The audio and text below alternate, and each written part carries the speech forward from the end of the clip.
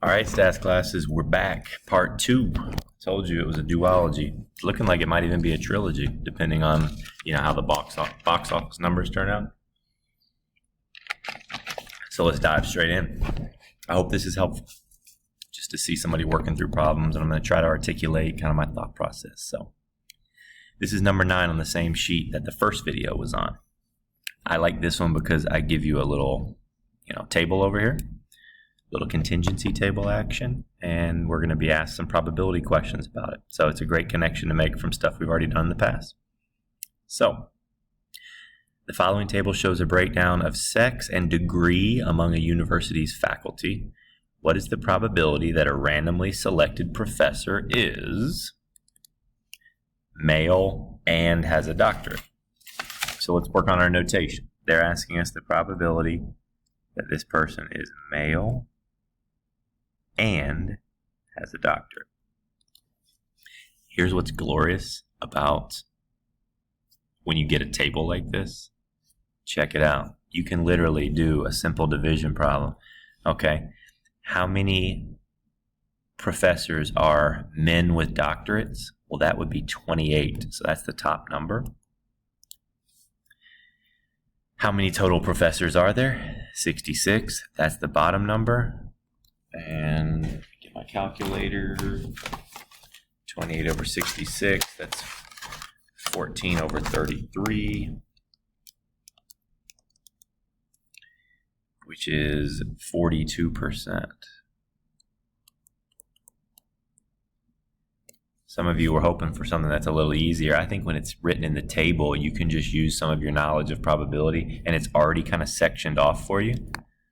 Like, what's the probability that someone is a female? Well, you would go to the total females and divide that by the total number of professors. So you can use this table to your advantage. So let's keep going. What's the probability that it's male or has a doctorate? That is a completely different question. Male or doctorate. Or is the addition rule. And then you can also, so let's set this up, but we could also use the chart. But it's the probability that you're male plus the probability that you have a doctorate minus the probability that you're a male and you have a doctorate, because we don't want that to be counted twice. Remember, this is not disjoint. There is a possibility that you can be both male and have a doctorate, believe it or not. So let's add this up. Probability that you're a male would be, that's here, 46 out of 66. Probability that you have a doctorate, that's here, that's 40 out of 66.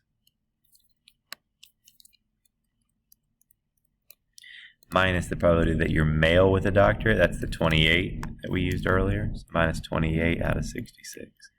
So our total answer is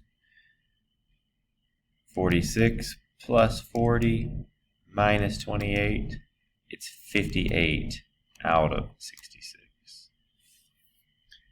Which is, we'll show our work.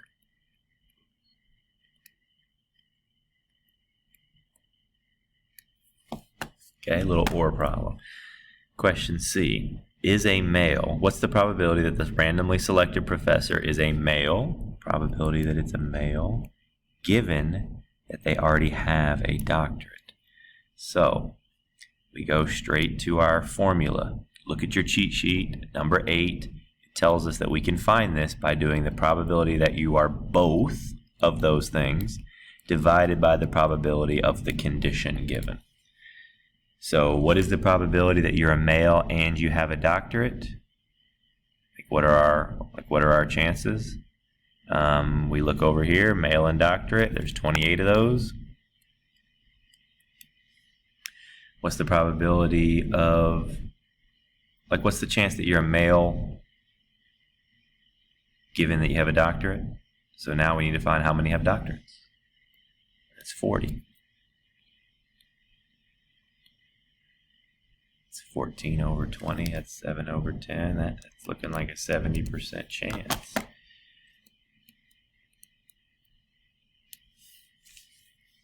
keep rolling. What is the probability that you're a female with a master's degree? So with, it's like tricky. Is that given That sounds more like a probability of a female with a master's. That means you're a female and you have a master's. Sounds like an and problem to me. I think we can just look at the chart. Probability of a female with a master's, that would be this. There's 8 of them total. So 8 out of 66 would be the chance that you randomly select a female with a master's. 12%. Using my calculator for those.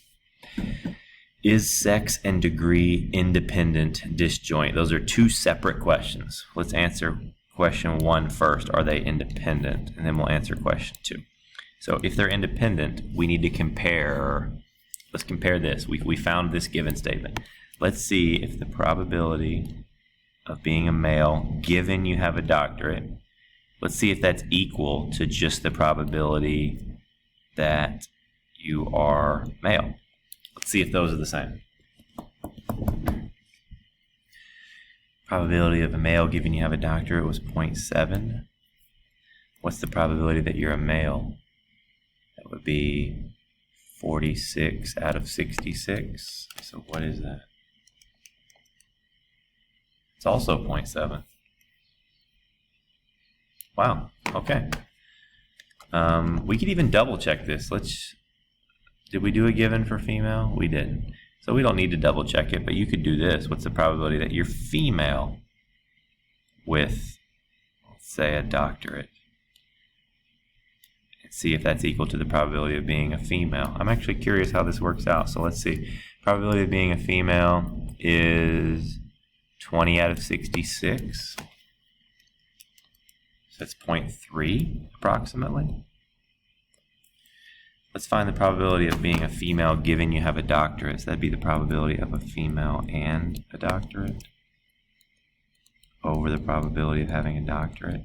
So that's going to be probability of a female and a doctorate. It's going to be 12 out of 66. That's 12 total. Probability of having a doctorate is 40. What's 12 divided by 40? It's 0.3. Wow. Okay, it checked out. So both of these were 2 tests to see if these are independent. And both of them, they checked out. This is, yes, they are independent. And I hope that was a great way that you can see, look, the probability of someone being female was the same of the probability of them being female given they had a doctorate. Same with male. So yes, they passed the independence test. So boom. Now let's look at the disjoint question. Is there a chance that you can be both? Is there a probability of, like is your degree and your sex independent? Or can there be overlap? Obviously, there's overlap. Like the probability of being male and a doctorate, that's possible. Probability of being female and a doctorate, that's possible. So no, they are not disjoint. All right, so I finished that one up. Now I'm going to jump to a different print here. That's the cheat sheet. Pause. All right, we're back and we're on this sheet. I handed it out to you today in class. It's the conditional probability sheet. If you weren't in class, all of the sheets have been right here on this assignment, probabilities days 2 and 3. We did this one on the last video. We're doing this one now. Okay? All right.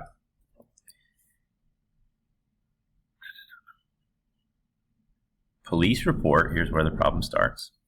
Police report that 78% of drivers who were pulled over are given a breath test.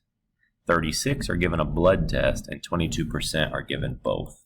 So already we know they're given both. This is not disjoint. We'll use that later. So we need to fill out this chart.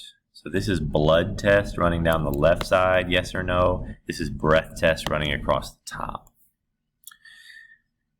So what is the probability that someone is given both a blood test and a breath test? That's 0.22. That's the easiest one to fill in. I think this might be a great chance for our Venn diagram, honestly, because we have that overlap. So if this is blood and this is breath, the chance that they give both are 0.22. The chance that they just have a blood test, just a blood, 36, but then there's a 22 overlap, so 0.36 minus 0.22. There's a 14% chance they just get a blood test. And then breath tests, 78% of those get them, so 0.78. But we have to subtract the 0.22, and we get 0.56. So pause the video and make sure you can make these diagrams, because these are going to help me. Check out what I mean. 56% got a breath test only. So breath test, yes. Blood test, no. That's the 56%. 14% got a blood test only. So blood test, yes, but no breath test. That's 14. So I think we can kind of total from here. Let's see. This totals to be 0.78. This totals to be 0.36. What is this square?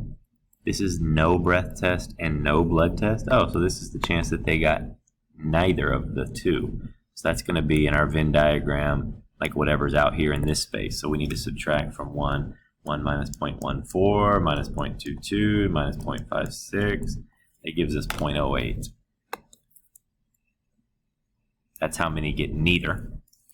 So then we can add this up to get this total, 0.22. We can add this up to get 0.64, and it should add to 1, Nice. So there's our table. Using this table, we're now going to answer some questions, and this just gives you a reminder of what conditional probability is. You can read that. The probability of event B given A. We use this rule right here. It reminds you of the general independence rule as well. So this is rule 7, it reminds you. Okay. This is rule 8 right here. This is rule 7. They just remind you of 2 of the more commonly used rules. All right, what do we got? What is the probability of L? What the heck is L? Looks like L, they sneak it down right here. So blood test is L. They sneak that in. Blood test is L. And what is breath test? R. Okay. What is the probability of L? What's the probability of getting a blood test? Well, blood test, yes, no. Well, this is the total. You use your totals, right? What's the probability of getting a blood test? Here's the blood test, yes, and there's the total, 36%. Okay, let's go to the next one. What is the probability of R happening? Well, what is R? That's breath test. So probability of breath test, we go to yes. This is you, yes, getting a breath test. And what's the total? There's a 78% chance that you get a breath test. Number 4, what is the probability of L and R? What's the probability of you getting both? Well, we can look at our chart. There it is. That's the probability of you getting both. So far I've been able just to use my chart. What's the probability of L given R? That's the probability then of L and R happening divided by the probability of R. The next one's the other way around. That's the probability of R and L happening, which is the same really, divided by the probability of L. So probability of them both happening. That's what's on top. We just found the probability of them both happening in number 4. So 0.22 divided by probability of R. We've already found all of this. So divided by 0.78. And then this one's going to be 0.22 divided by 0.36. We found all of this for 5 and 6 in the 3 previous questions. So I'm running out of time, but you can divide those and get your answers. It's 0.17 and 0.61.